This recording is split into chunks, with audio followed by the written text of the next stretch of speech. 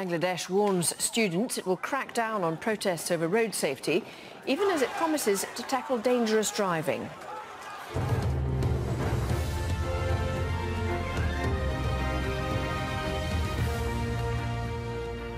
I'm Lauren Taylor. This is Al Jazeera, live from London. Also.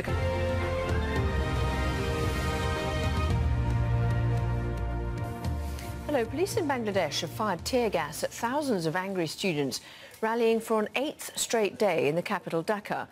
They're demanding safer streets after 2 teenagers were killed by speeding buses last week. The government has promised to crack down both on dangerous driving and the protesters. And pro-government activists have been attacking demonstrators and journalists. Paul Chadurjan has more.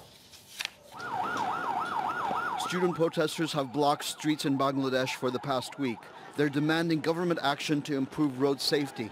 Traffic accidents kill at least 7,000 Bangladeshis every year. 2 young students were knocked down and killed by a bus last week.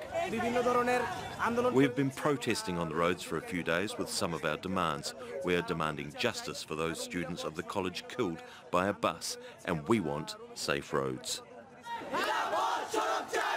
Over the weekend, the peaceful protests became violent when police tried to break up the crowds.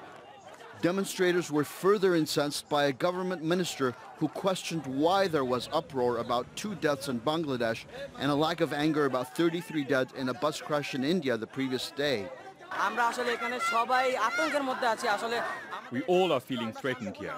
We wanted a peaceful protest. We don't want any trouble occurring around here. Yet rubber bullets were shot on our brothers at Mirpur neighborhood. They were dispersed. We don't want all this.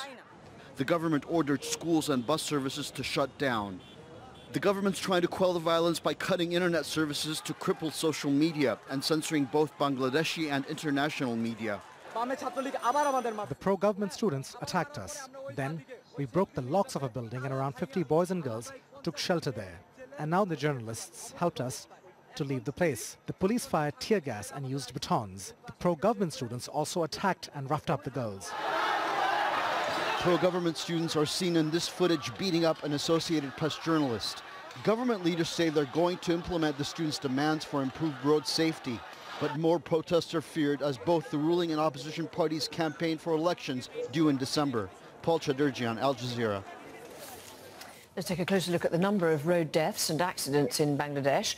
More than 25,000 people have died over the last 3.5 years due to reckless driving and excessive speeding. And that amounts to more than 20 people killed per day, with most of the victims children or youths whose earnings are a lifeline for their families. And more than 62,000 have been injured on the roads. Tanvir Chowdhury in the Bangladeshi capital Dhaka has more on the latest violence. There was clashes in different parts of the city. Several students were injured. A major concern's been brought up by the journalist community. At least 5 members of the journalist community were beaten up. AP photojournalist was mercilessly beaten in front of the police by the ruling party. Student wing member, several other photojournalists were also beaten. And this just happened today. Yesterday also at least 5 other journalists were beaten, including a female journalist who was even not only beaten, but she was also molested. She worked for a major leading English daily. I don't know what the government strategy is on that, why the police are standby when the journalists have been harassed and beaten. This would be a major concern for covering any event in coming days.